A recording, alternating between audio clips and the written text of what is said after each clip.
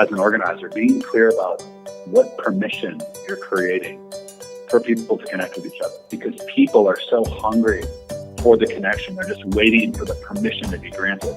In the case of the Cyclones, our bike club, the permission for connection is a bike adventure where you don't know where you're going to go and you don't know who's going to be there.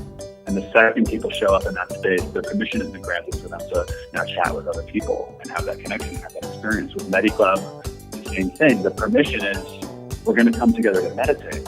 And after that meditation happens, we now have some vision common. We've kind of checked in with ourselves. The permission has been granted to then turn to somebody and start connecting.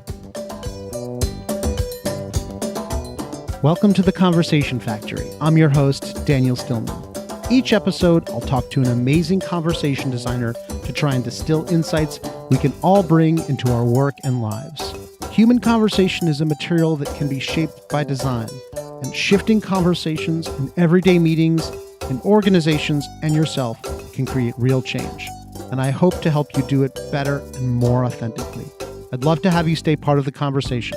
Head over to theconversationfactory.com to sign up for my newsletter and never miss an episode. That's theconversationfactory.com. I'd also love for you to be part of the show.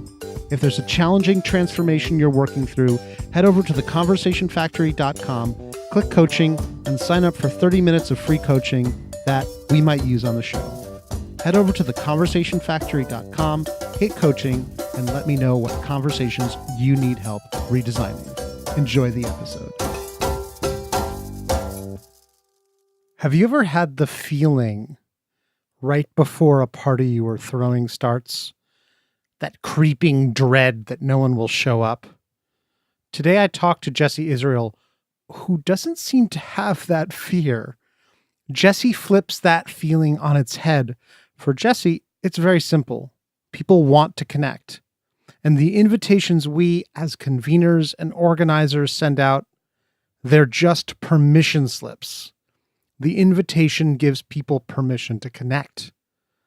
Jesse Israel is the founder of Medi Club and The Big Quiet, which hosts huge public meditations in places like Madison Square Garden and the World Trade Center's Oculus for literally thousands of people. I met Jesse Israel at a dinner party way back in early 2015 at a rabbi's house. We had a great conversation and discovered a few shared interests. Somehow we discovered we both loved biking the city, and he invited me to check out his cycle club, the Cyclones. And then he mentioned that he had a meditation club too. As a lifelong meditator, before it was cool, I was intrigued.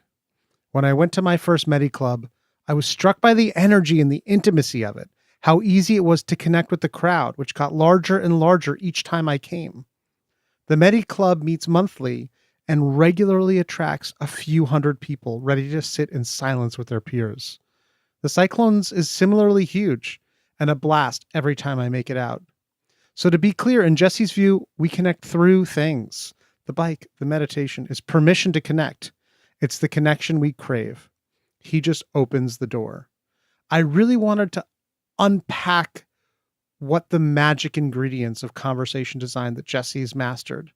And there's a few key principles I want to pull out of this conversation to look for as you listen, all around how to frame profoundly motivating invitations. What permission will you give to people to connect? What's the deep and clear purpose of it? What are the boundaries of the invitation? And something else that I saw that Jesse does, he pre-invites. He builds a coalition of the willing early before he opens up the larger invitation. Deeper into the conversation, we talk about how to sustain yourself as a community builder.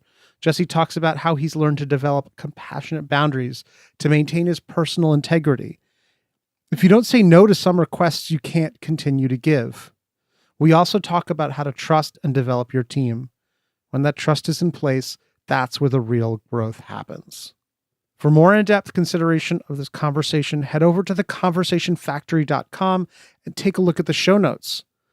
I'd also suggest you take a listen to the episode with Daniel Mezick, founder of Open Space Agility, whose thoughts on invitation match up with Jesse's profoundly. Enjoy the episode.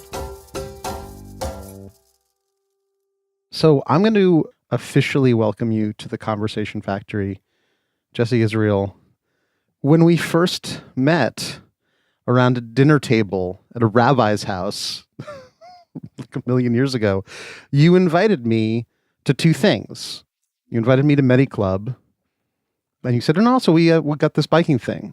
And one of the reasons I'm excited to talk to you today is because you are a master, as I see it, of the art of invitation, of bringing people in. And I'm really excited to hear your perspective on why people are so hungry to get together, how you open that door to bring people out of their homes and into the world doing amazing stuff with you. Let's talk about Medi Club and how it's evolved into this tremendous thing, which is the Big Quiet. Can you tell me like a little bit about the arc of that story and how you got to today? I know it's a pretty big story. Man, thank you for that intro. Yeah, sure. I can do the abridged version. So I was running a record label for pretty much most of my 20s. It was something that I started doing when I was a college student, and when I graduated from school and was full-time running the label, I was experiencing a lot of stress, was getting hit with panic attacks. And I learned about meditation as a way to better manage what was going on in my life. And I got into that around like the mid-early 20s and had a meditation practice as I built my career in the music industry in the tech world. We actually did a small tech fund where we were investing in startups and helping in the music space. So there was, a lot of business, and it was really important for me to have this tool to ground and cope with how I was reacting to things. When I was 29, I decided to move on from the music industry and really had no idea what I wanted to do next. But I knew that there was something special that was happening when my bike club was coming together, which was the sort of side fun thing that I was doing on the side of running the record label, which was inviting people to come on these big group bike rides where we just go and explore the city. There was something that was happening on those rides, bringing people together, going on adventure, watching people connect and support each other and start businesses and friendships and fall in love, things that were coming from these rides. There was something that was happening when I was facilitating that experience that made me feel like I had a sense of purpose there. So when I left my record label, I was thinking about ways that I could sort of tap into that thing that got me excited and made me feel alive when bringing people together in the bike club. So it was around December of 2014 when it was too cold to ride bikes. I wasn't working or running a record label. I was pretty much fully employed, and I felt pretty isolated, really, for the first time. I didn't have school. I didn't have work. I didn't have bike club. A lot of my friends were actually moving out of New York. And I really started thinking about how I could find a new way to bring people together and blend it with something that I really cared about. And meditation had been this really important tool in my life. And there I was in December 2014. Meditation hadn't really, quote unquote, taken off in the way that it has today in New York. But I was seeing that a lot of friends from the music industry, from the tech industry, from the places I was partying in New York were interested in meditation. There wasn't a place to practice together. So I sent an email, which is now the blog post, which is essentially the website for Medi Club today. And I sent that email to a group of maybe 40 friends or so who were just starting to learn meditation, and pretty much said, hey, why don't we get together in my buddy's apartment, share a moment of quiet, have some food, and talk about what's going on in our lives. And we'll do it in a safe, accessible space where people like us can come and connect. So I put those feelers out, and about 20 people came to the first one, and we said, hey, let's call this Medi Club. And based on that first gathering, we realized there was something special. We were able to share 20 minutes of quiet, which actually felt really vulnerable, to be with a group of people who, and it was kind of like a mixed group of colleagues that I knew, so not everybody knew each other. But to be with a group of people who are active and influential and creative and running businesses, and to see that group suddenly just get quiet together and just close their eyes together. There was something almost like a little bit naked feeling about it, but it felt cool. And after we meditated, I shared with the room a little bit about my own process, having left the company, not knowing what I wanted to do next, but feeling called to more, and some of the fear and uncertainty around where I was at that period in my life, and some of the shame I was feeling around my privilege and being able to be in a position where I could, I really just opened up, saw that having meditated right before the conversation felt like it created permission for us to go and have a conversation like that. So I went for it. And this group, the 20 or so attendees listened, And they started to share at the same level and share about the same stuff. And in that moment, we just felt this deeper sense of connection occur. That there was sort of a permission that we created as a group to be able to talk about what was really going on in our lives. And it was really a meaningful experience to the point where we decided we would do the gathering again. We had our next Medi Club the next month, and it grew a little bit, and then the next month, and it grew a little bit. And by the 5th or 6th month, we were filling up this loft. It was probably right around the time when you and I met for the first time. Yeah. And just became clear that there was an opportunity to sort of take the experience and the ingredients that made that experience unique and share it with the rest of the city. So the Big Quiet was born so we could do that. And our first Big Quiet was at Summer Stage Central Park. We were given a really cool opportunity to have the venue. This is a legendary venue right smack in the center of the park, to have the venue for 90 minutes. And we were given space to have 1,500 New Yorkers come, share a moment of quiet, have a concert, have DJs, good food, and have a meaningful reason to come together. We did that first Big Quiet. It was powered by the Medi Club community. At the time, the Medi Club community was a couple hundred people, and people took up roles. We had pods formed for different categories, like creating social media awareness around the Big Quiet event, PR, stage production, and logistics, how to create awareness for how people could learn more about meditation at the event. And it's really cool to see people in the community step up and take on roles. So when it came time to announce that first Big Quiet, we got the word out and we wound up filling up all the spots. It wound up actually raining the day of the event, and hundreds of people still came. And we shared this really cool moment together. And since then, this is really what I've been focusing on, building out our core Medi Club community, the gatherings that happen monthly. Big Quiets have continued to grow.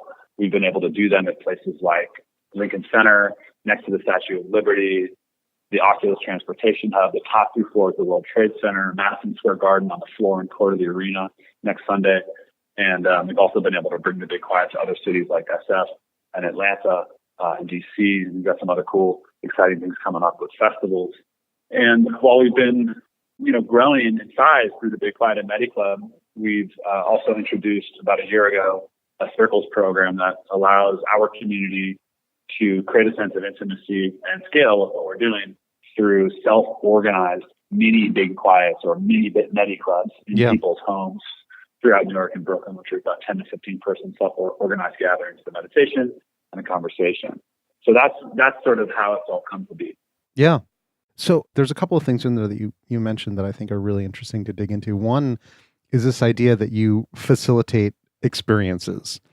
And a couple of weeks ago, I had this woman, Claire Wasserman, on, who does something called Ladies Get Paid, where she brings together ladies to have conversations about why they don't get paid what they should get paid and how to talk about how they should fix that. And we talked about how she thinks about every aspect of the experience that she designs. She wants the space right. She wants the lighting right. She wants the chairs right. She's designing that experience. And I think a lot of people think of experience design just as something that happens on a phone. It's really interesting to hear you use that word, those two words, facilitate experiences. You really want to bridge that gap between this desire people have and bringing all these people together and facilitating that moment of connection. Like, what do you feel like the levers are for you to facilitate that experience? So for me, what I've seen through a handful of different experiments is that it really just boils down to a couple of key ingredients. The first one is, as an organizer, being clear about what permission you're creating for people to connect with each other, because people are so hungry for the connection. They're just waiting for the permission to be granted.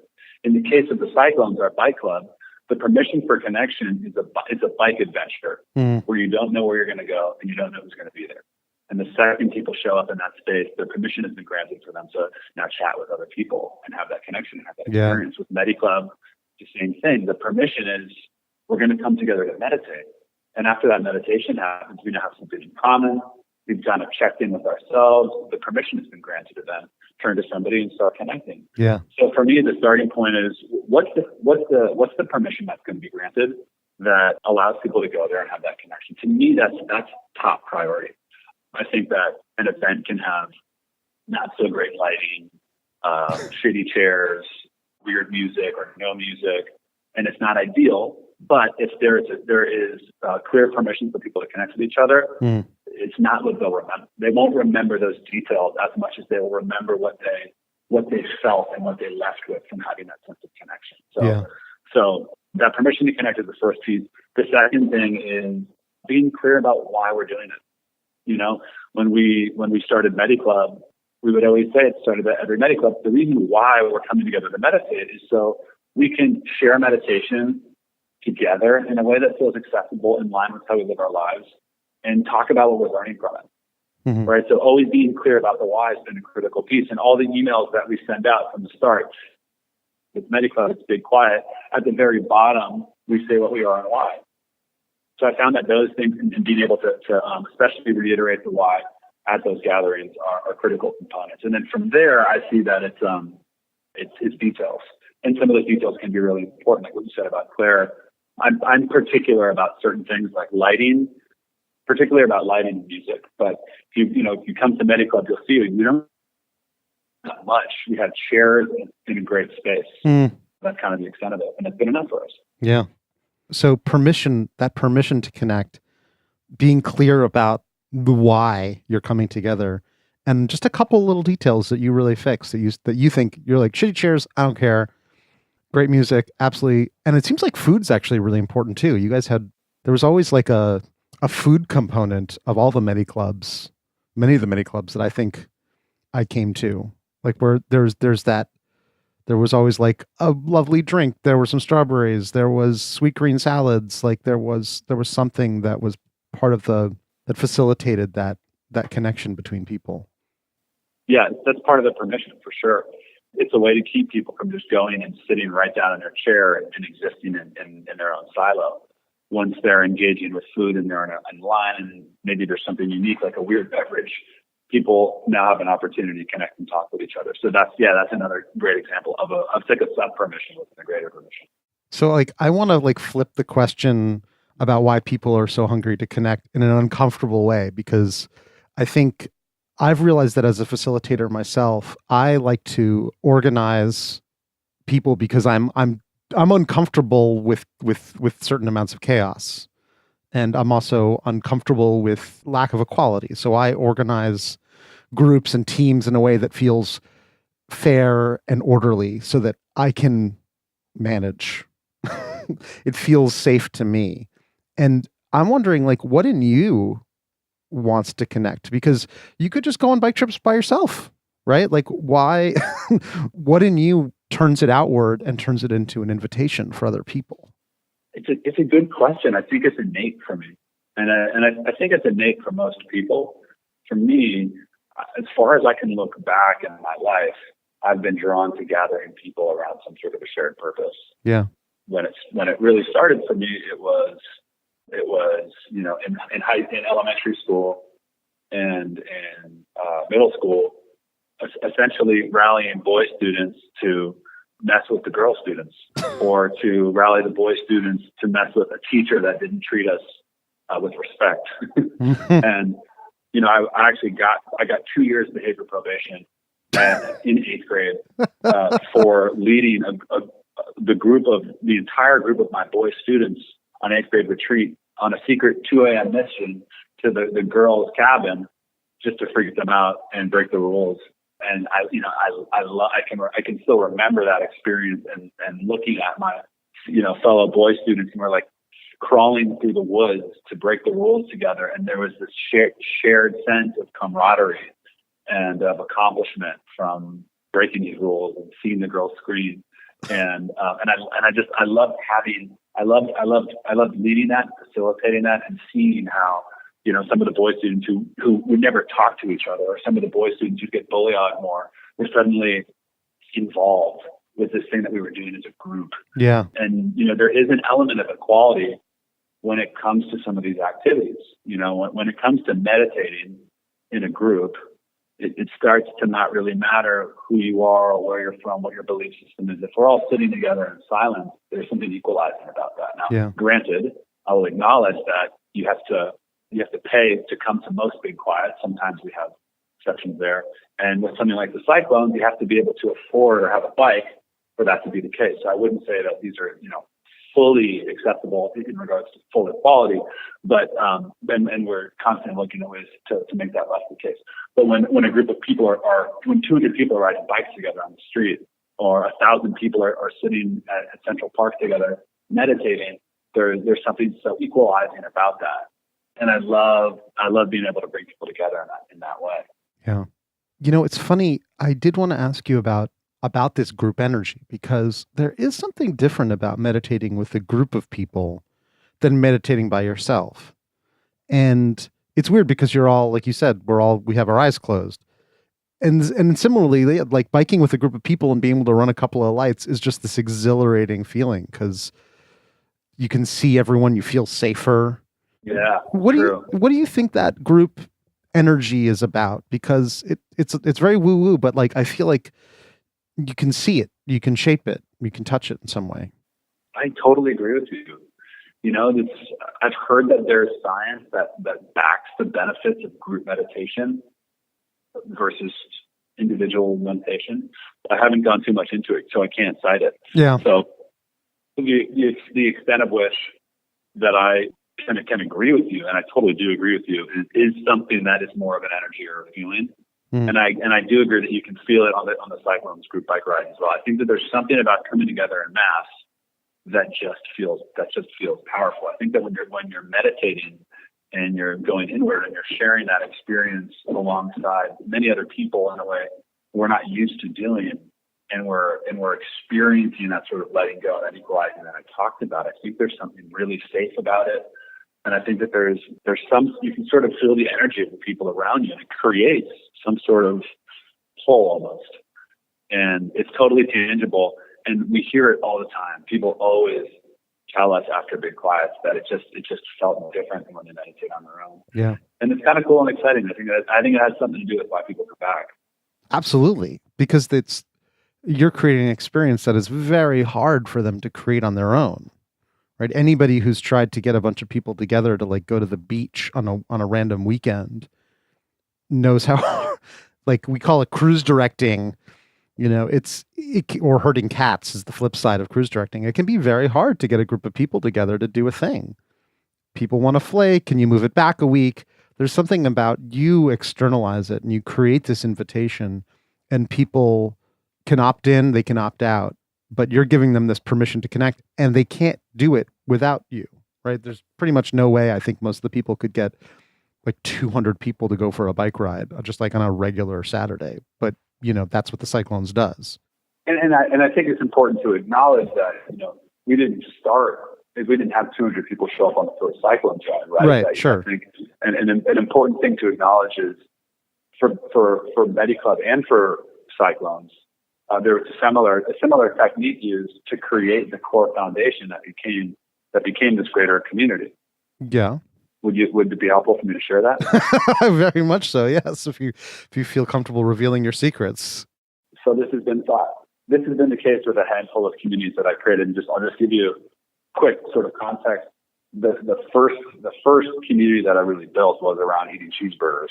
I don't know if I've ever told you about the Burger Boys. No. But we had a burger club in New York, and a group of men. We'd have a different burger every 2 weeks, and we had burger eating chapters in other cities and other countries. And it was really a way for men to come together, have a burger, have a beer, but really support each other and have the brotherhood that I think so many people, especially men, are hungry for, to be real and expressive of what's really going on in their lives. It was the first time I understood the power of having vulnerable conversations with other people, and also of coming together and having permission to connect, in this case, through burgers. So the way that the Burger Boys started is the same that the Cyclone started, and it's the same with Medi Club. And it was that I specifically reached out to a curated group of people with Cyclones. I sent texts to about 20 people and said, "Hey, I'm thinking about starting a bike gang, a positive bike gang. Do you want to be involved?" And if somebody wrote back, "Hell yeah," then I made a little note. And if somebody didn't respond, then I took it as not interested. Yeah. And I gathered about 20 people who said that they were just through texting. 20 people that said that they liked the idea that they had a bike.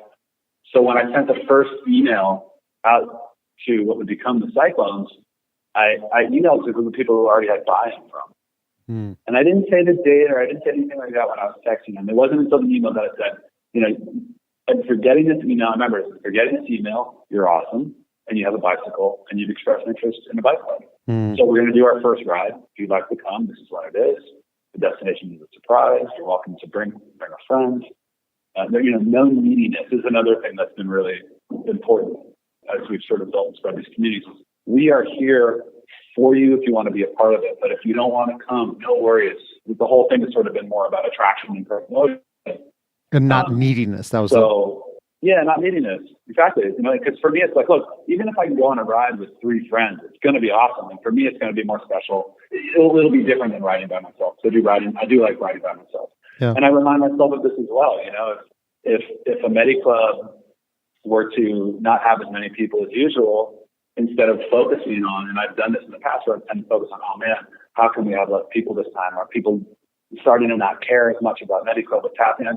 What I return to is the reason why we do it. And as long as I can share this with a couple people, this is meaningful. So that's how we're able to sort of remove that neediness and kind of eliminate the expectation and just be really present and clear about why we do it. And we're here if you'd like to join. So back to that initial technique with Cyclones, we had buy-in from people who are interested in it. So when they got the email, they felt a bit more empowered than if they knew nothing about it, because we already had a little bit of engagement with them.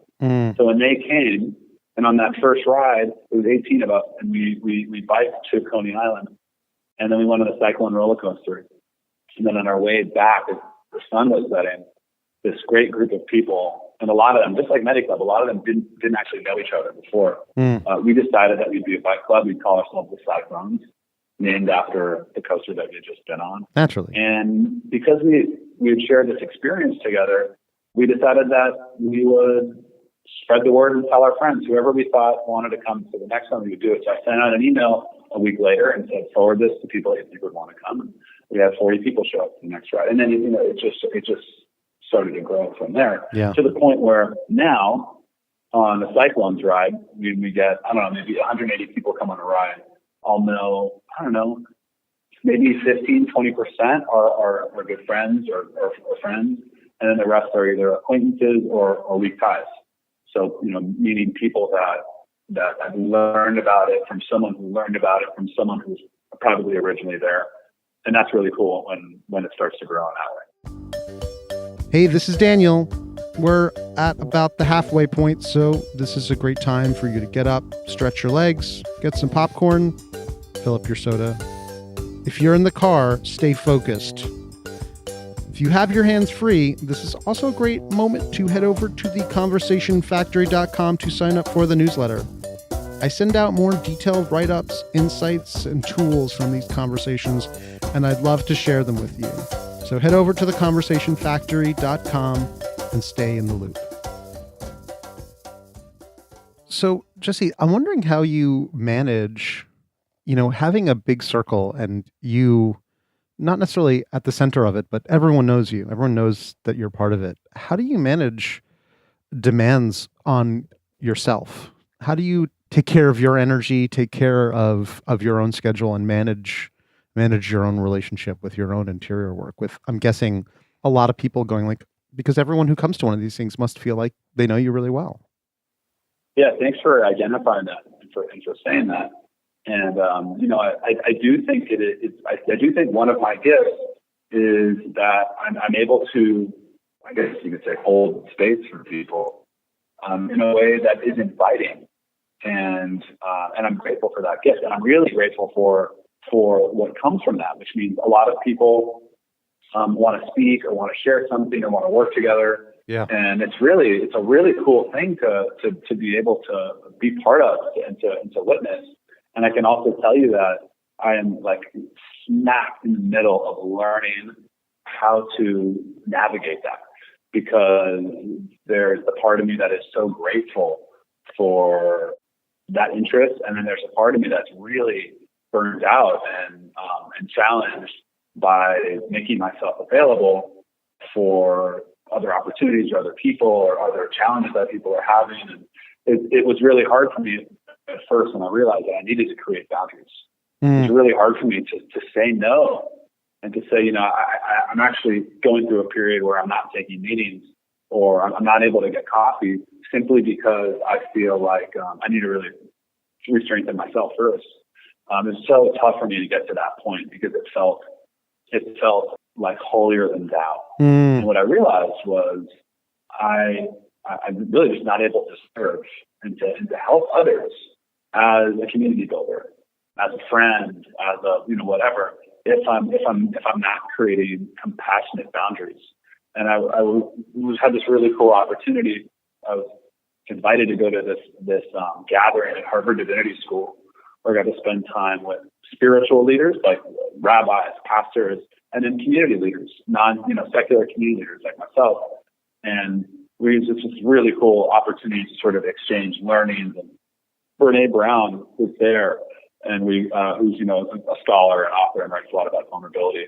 And she was talking about some new research in regards to boundary setting. And she said that of all of the leaders that she's studied, and she's done a lot of research and study around this, they all have, the most compassionate leaders all have one thing in common, and it's that they are very clear about their boundaries, which I think is so interesting, because what I've seen is if I'm not great with boundaries, I start to get resentful, I start to get irritable, and it becomes very hard for me to be compassionate.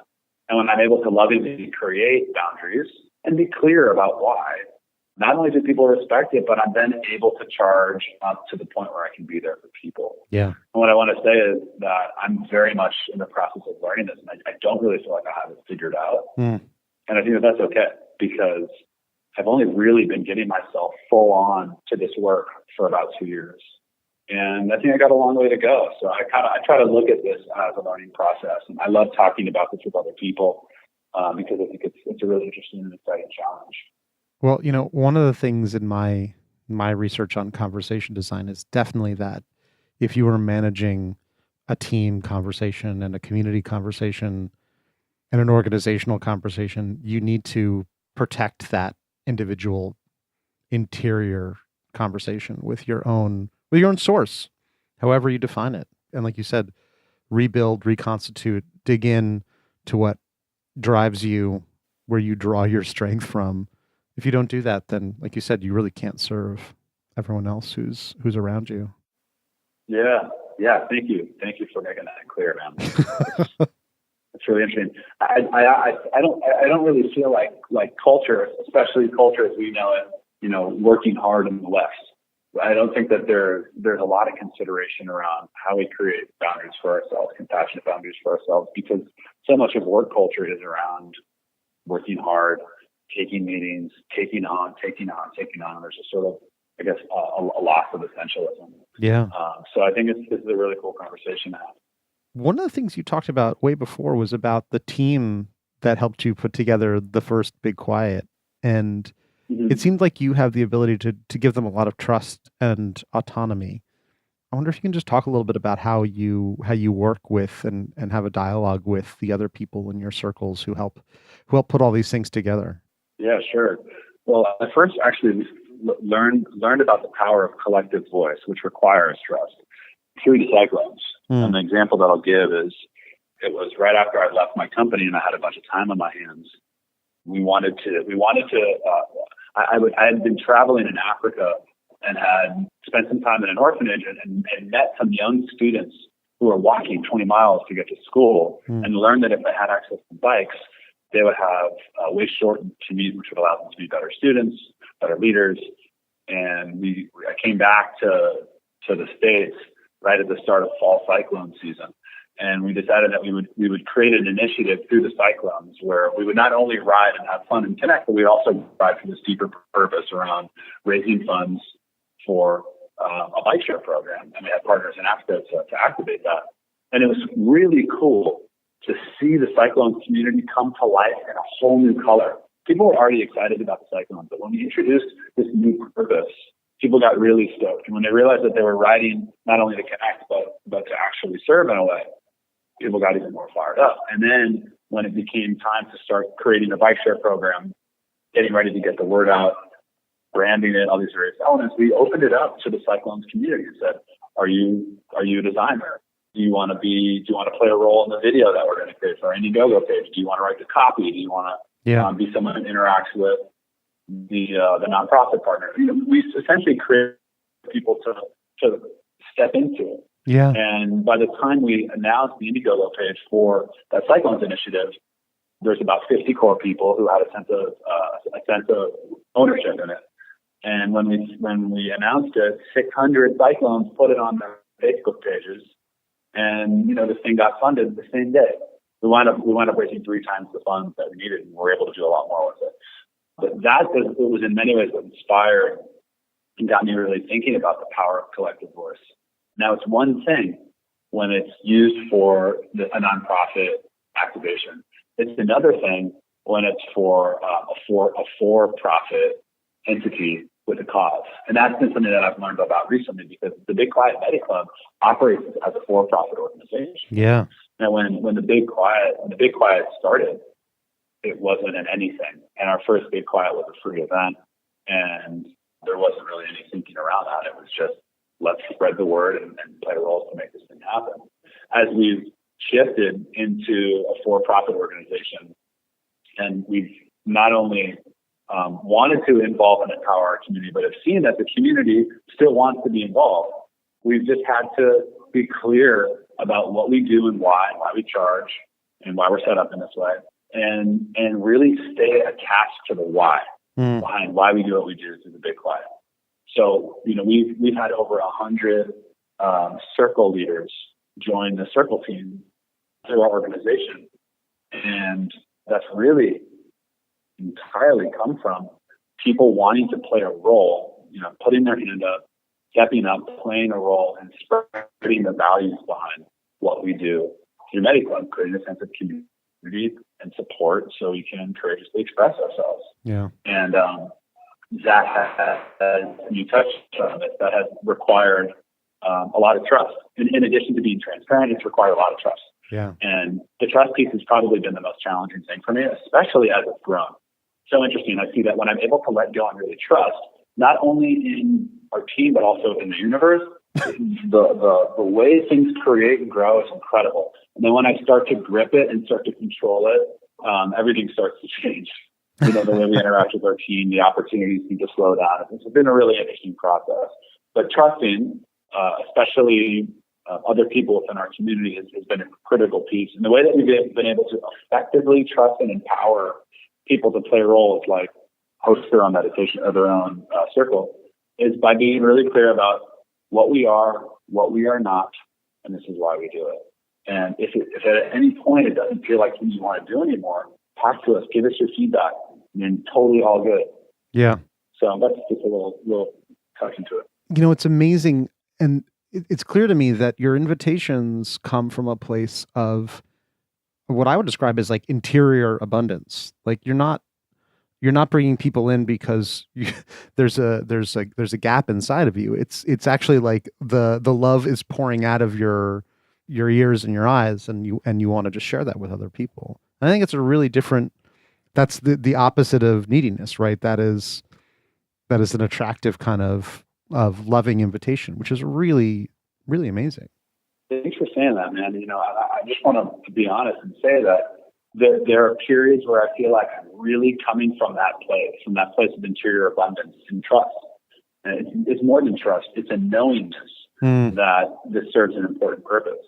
And when I'm in that place, it feels so alivening and natural for me to lead and for me to give myself to this. Yeah. And I flex out of it, and I think this is also part of my process. I often go to places where I shift to that more scarcity mindset. Yeah. I start to lose the trust, and I start to get caught up in the financial piece, which is an important piece of this because we're building a business and we're trying to scale. Nothing lasts without that eventually.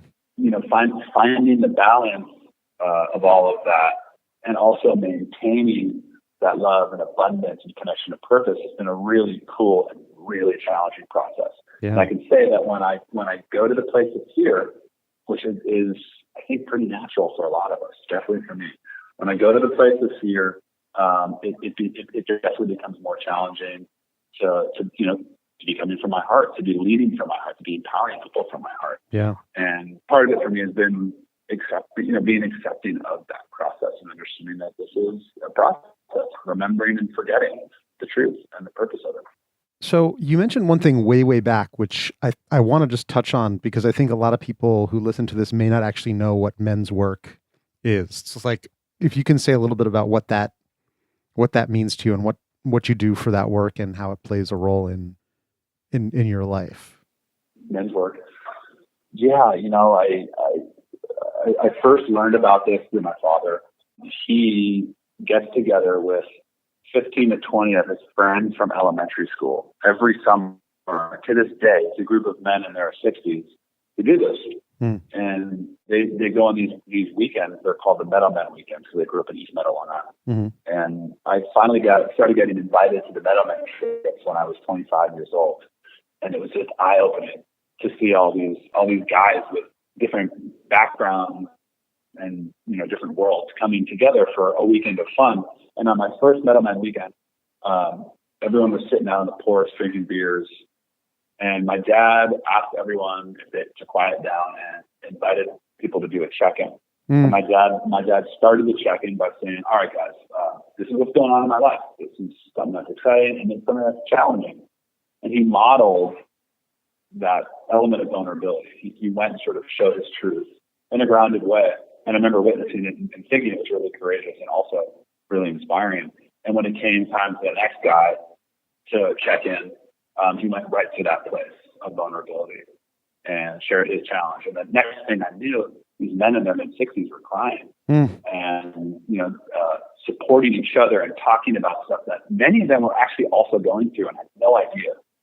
And the stuff that I witnessed and heard, it was real. It wasn't scary. It was just so real. And I saw in that moment how powerful it was for men to be able to support each other, be real with each other, have that real sense of brotherhood and bonding and connection that from a societal standpoint, it's often seen as soft.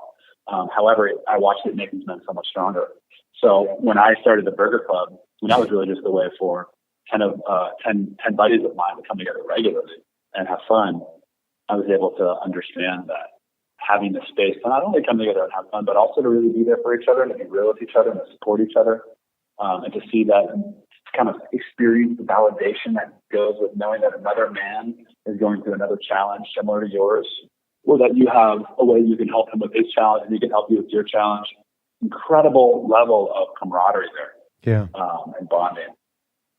So, over the years, I've dabbled in this space.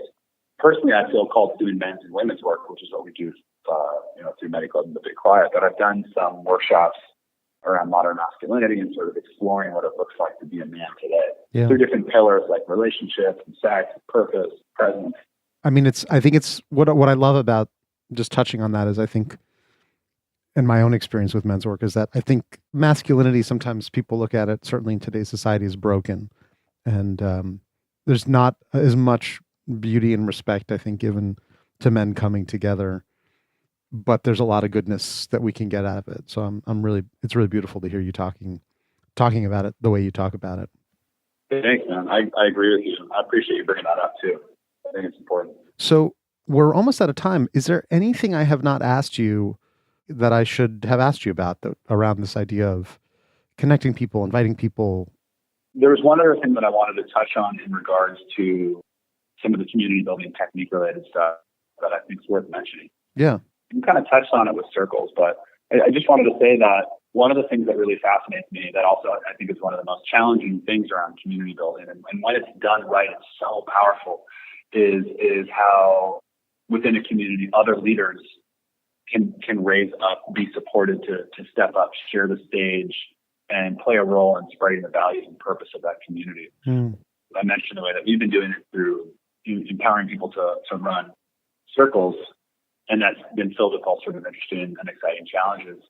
But some of the great communities that have really turned into social movements have come from this critical element, which is how do you move it away from, or how do you evolve it away from one or two people at the top of the pyramid, and flip it on its head, so those core people can really start to think about how they can raise up lots of people to make it about the group and to make it about sort of the values and the purpose of this thing, so it can spread and reach lots of other people. And thinking about how, when it's right for a community to go into that place of, we're giving you the tools so you can spread this in your own, in your own way, like a TEDx for a TED type of example. Yeah. That's not a very centralized example. It's a cool example. But that to me is the viral piece to how we can really spread connection and community and all the good that comes from it. And it's kind of where I have my eye right now. Yeah. And that's, again, the trust and permission and giving that to other people. Sure. And clarity around what it is, what it isn't, and how to sort of play the balance between centralized and decentralized ways of operating and growing. Jesse, we're basically out of time. You got another call. Thank you so much, man. This is like, you touched on some really beautiful things, and I really appreciate it. Thank you so much for having me. I love that you're putting together conversations on this, and I'm honored to be a part of it and to support what you're doing. So thanks, Dan. And we're going to leave it right there. Thanks for sticking around. If you enjoyed this episode, please subscribe on iTunes or Google Play. Thanks for your fine attention, and I'll see you next time.